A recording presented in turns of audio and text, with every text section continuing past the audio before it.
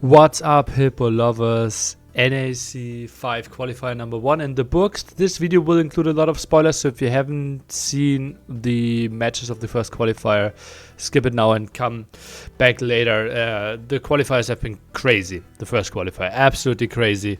And now we will talk about what's going to happen in the second qualifier, the brackets, and my predictions. First of all, some people ask, like, okay, how are the brackets even decided? There is basically a world ranking. There are different systems.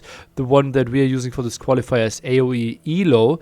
It is basically something that tracks every single tournament, and you gain points if you beat someone, you lose some points if you lose against someone on the same level. You can even gain some points if you lose if it was a way better opponent. For example, I think Bals, for example, in the 3-4 loss against Tedo, gained points because Tedo is so high in the world ranking. And since we now know Hera, Viper, Tedo, Leary, Yo won't play the second qualifier, we know that Doubt is going to be seed number 1. Yes, all of your favorites that didn't make it in the first qualifier still have a chance in the second qualifier. So lots of chances still, or like one single chance to come for your favorite player. Bracket number 1 is the one with Jordan. He is playing potentially 3 Germans in a row. Very unlikely, though, to see El Matador having a crazy run, but still, fingers crossed for the German scene.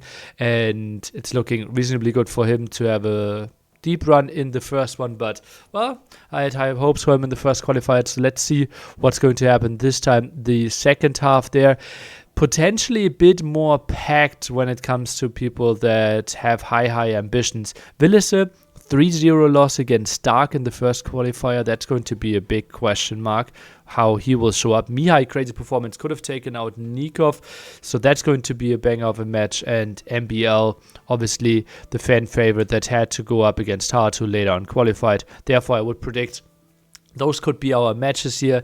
And, well, then this one will be really interesting. Very likely that Jordan will continue his run. I would see Capoch going through as well.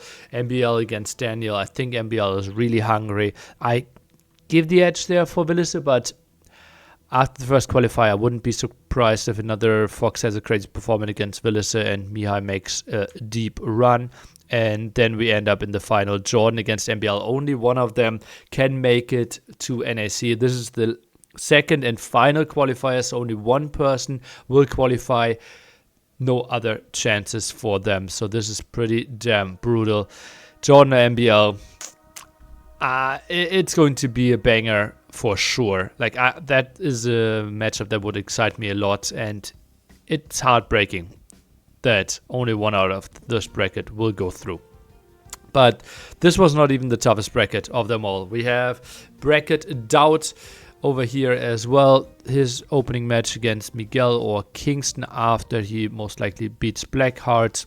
And as you all know, the schedule at the side. Nikov in there as well. Ganji will make an appearance again. And we have Winchester waiting for them. Feels like the likely matchups are as followed. Doubt, Kingston, Miguel could go either way. I will give the advantage there to Kingston.